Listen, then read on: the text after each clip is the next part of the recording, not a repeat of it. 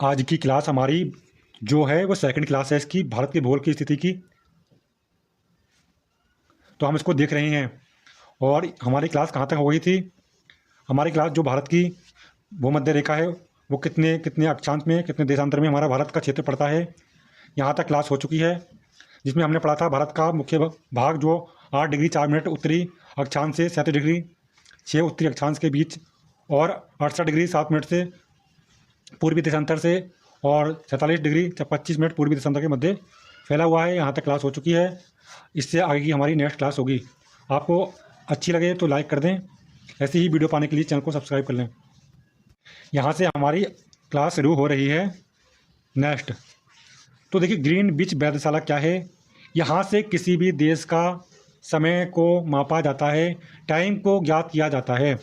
जो हमारी जीरो देशांतर रेखा है, इसी के माध्यम से किसी भी देश का समय को निर्धारित किया जाता है। जैसे भारत का समय इस ग्रीनविच रेखा से 5.5 घंटे आगे है, उसी के अकॉर्डिंग हर जगह का समय अलग अलग है।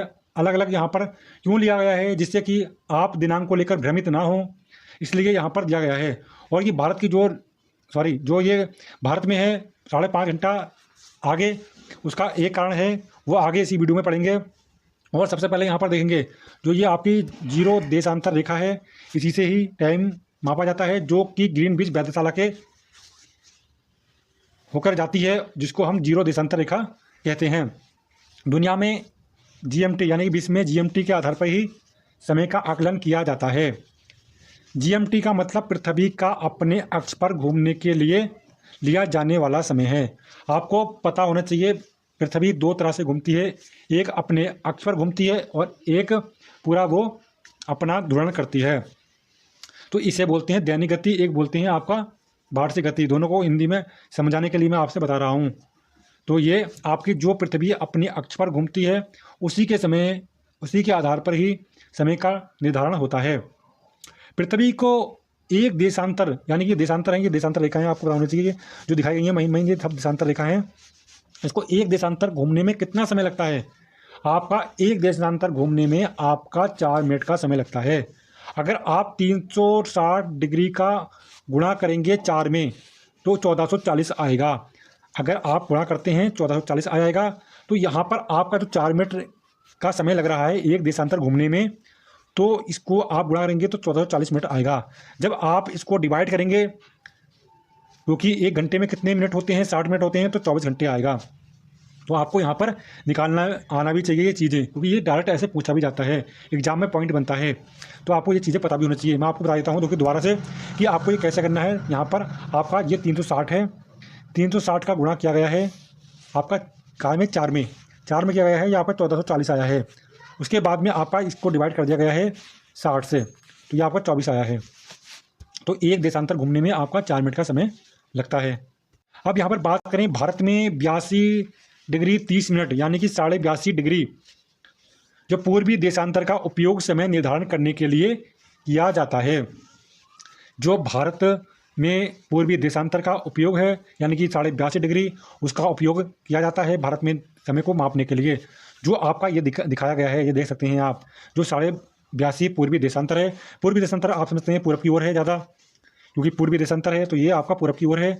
तो इसमें देखिए कहाँ कहाँ से होकर ये रेखा गुजरती है, पहले देख लेते हैं। तो देखिए ये आंध्र प्रदेश से आपका मध्य प्रदेश में देखिए कहाँ जा रही है, आपको पता होना चाहिए। ये देखिए आंध्र प्रदेश को काट रही है, आंध्र प्रदेश है, और ये मध्य प्रदेश को भी टच कर रही है, ये छत्तीसगढ़ को भी टच कर रही है। एग्जाम में पॉइंट बनता है किससे नहीं कर रही है, इसलिए आपको याद रखने की आवश्यकता है।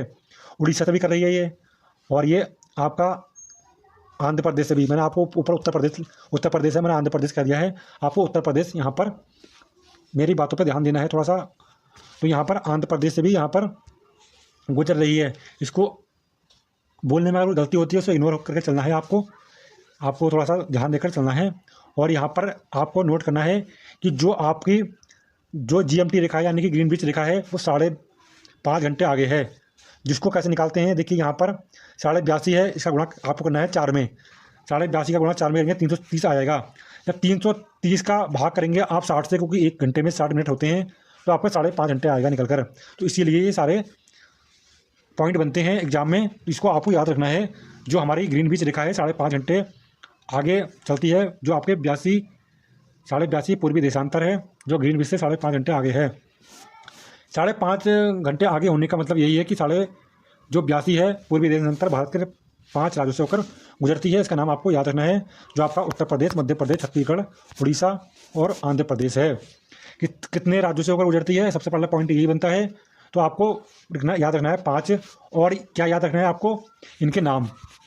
कि आपको कठिन नहीं है नाम रखने में, आपको मैप के आधार पर याद करना है कि ऊपर आंध्र प्रदेश है, फिर मध्य प्रदेश है, छत्तीसगढ़ है, उड़ीसा है और फिर आपका आंध्र प्रदेश है। यहाँ पर देखें तो देखिए, यहाँ पर आपका जो भूमध्य रेखा है ये आपकी गुजर रही है, भूमध्य रेखा, जो आपका इसको 0 अक्षांशीय रेखा भी बोलते हैं। जो ऐसे रेखा होती हैं उसको देशांतरी बोलते हैं, आपको पता होना चाहिए। और जो ऐसे रेखा होती हैं वो क्या होती हैं, आपकी अक्षांशीय रेखा होती हैं। तो ये बीच वाली जो रेखा है वो आपको पता होना चाहिए, ये आपके 0 अक्षांश है। तो ये देखिए, जो आपके 23.5 डिग्री उत्तर की ओर है उसे कर्क रेखा बोलते हैं, और 23.5 डिग्री दक्षिण की ओर है उसे मकर रेखा बोलते हैं।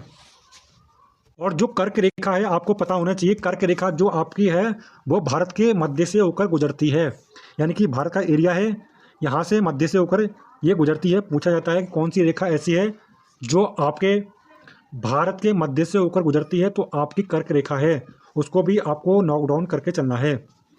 ये देखिए, आपकी रेखा है कर्क रेखा, वो भारत के मध्य से होकर जा रही है। ये भारत के मध्य से होकर जा रही है, जिसको मैंने आपको ग्लोब में बताया है। तो कर्क रेखा भारत के 8 राज्यों से गुजरती है। और आपकी अभी मैंने बताया था ग्रीनविच रेखा, वो आपकी 5 राज्यों से होकर गुजरती है। जो आपकी ये कर्क रेखा है वो भारत के मध्य से होकर गुजरती है। सबसे पहला पॉइंट तो आपको यही याद रखना है। दूसरा आपको याद रखना है कि ये आप यहाँ से स्टार्ट कर देंगे गुजरात से, तो गुजरात गुजरती है, फिर आपकी यहाँ जाती है राजस्थान में, फिर आ जाती है आपकी मध्य प्रदेश में, फिर आती है आपकी छत्तीसगढ़ में, फिर झारखंड में, फिर आपकी आती है यहाँ पर पश्चिम बंगाल में, फिर आती है आपकी त्रिपुरा में, फिर मिजोरम में। आपको इन 8 राज्यों के नाम भी याद रखने हैं, जिसमें आपको यहाँ पर महाराष्ट्र याद नहीं रखना है, मिजोरम याद रखना है, क्योंकि इसे मैंने MZ से प्रदर्शित किया है। पहले गुजरात, राजस्थान, मध्य प्रदेश, छत्तीसगढ़, झारखंड, पश्चिम बंगाल, तो यहाँ से ये रेखा गुजरती है। ये 8 राज्य हैं। इनकी एक शॉर्ट ट्रिक मैं आपको बता रहा हूँ। यहाँ पर आप गुजरात से करते हैं गरम, गा, और रा से करते हैं रा, और माँ से करते हैं माँ। यहाँ हो गया गरम, यहाँ तो हो गया गरम, फिर यहाँ पर हो गया छा, और यहाँ हो गया झा, गरम छज। इतना याद रखना, गरम छज, इतना याद रखना, गरम छज हो गया यहाँ तक।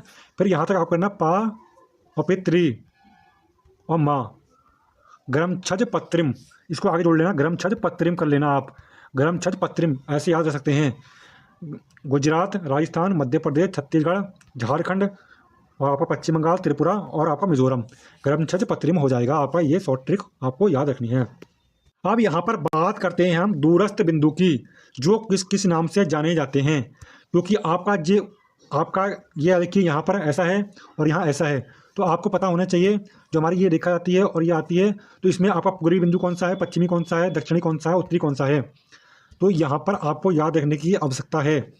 तो जो आपका दूरस्थ बिंदु कहलाते हैं, कौन कौन से पॉइंट कहलाते हैं और क्या क्या नाम से आपको जाना जाता है। सबसे पहले देखिए, ऊपर की जो एरिया है ये भारत का, ये आपका POK का देते हैं, ये जो ग्रीन कलर में है POK है। और ये आपका जो एरिया दिखाया गया है येलो कलर से, यानी कि पीले कलर से, वो आपका ऑक्साई चीन है। नीले कलर का आपका लद्दाख है, और ये अरुणाचल प्रदेश है, इसका एरिया बलांगू पड़ता है। यहाँ पर गुजरात है, और यहाँ पर आपका नीचे का एरिया तमिलनाडु है। तो आपको ये भी पॉइंट याद रखने हैं। अब यहाँ पर आगे बात करें तो इनकी पॉइंटों की, तो ये जो आपका पॉइंट बनता है उत्तरा का, और जो उत्तर की ओर पॉइंट बनता है वो आपका क्या कहलाता है, इंदिरा कॉल के नाम से जाना जाता है। जो आपका पूर्वी पड़ता है, पश्चिमी वाला, पश्चिमी देखिए, पश्चिमी पहले बात करते हैं, पूर्वी को बाद में बात करेंगे। पश्चिमी कहलाता है आपका, यहाँ पर सर क्रिक भी कह देते हैं, और गुहार मोती के पास में है। ये सर क्रिक कहाँ है, गुहार मोती के पास में है, नीले कलर में दिखाई दे रहा है आपको। फिर आपका बात करें पूर्वी, तो पूर्वी आपका पड़ता है बलांगू, जो आपका अरुणाचल प्रदेश में है, जो आपका 37 डिग्री 1 मिनट पूर्वी देशांतर और किबितु के नाम से यहाँ पर भी जाना जाता है। आपको बलांगू के नाम से याद रखना है। जो आपका किबितु है, इसको भी आपको देखेंगे तो यहाँ पर आपको देखने को मिलेगा, जो आपके 97 डिग्री पूर्वी देशांतर है। और आपका दक्षिणी जो बिंदु बनता है, दक्षिणी बिंदु आप यहाँ पर दे सकते हैं, वो आपका यहाँ पर दक्षिणी बिंदु है, जो आपका इंदिरा पॉइंट है, जो आपका ग्रेट निकोबार द्वीप समूह में है। तो ये आपके देखिए जो आपको पॉइंट याद हो गए होंगे, क्योंकि पहले क्या बात करेंगे यहाँ पर, पहले हम बात करेंगे इसकी कि जो आपका उत्तरी वाला है, उत्तर का वो इंदिरा कॉइल है, नीचे इंदिरा पॉइंट है। उत्तर में क्या है, इंदिरा कॉइल, नीचे जो आपका इंदिरा कॉइल है, नीचे है आपका इंदिरा पॉइंट। फिर आपका अरुणाचल प्रदेश में बलांगू है या केबिथो के नाम से जाना जाता है, दोनों को याद रखना है आपको। और आपका पश्चिम में गुजरात है, जो सर्किल है, उसको याद रखना है। ये आपके पॉइंट हैं जो आपको भारत में प्रदर्शित करते हैं, ये एग्जाम में बनते हैं।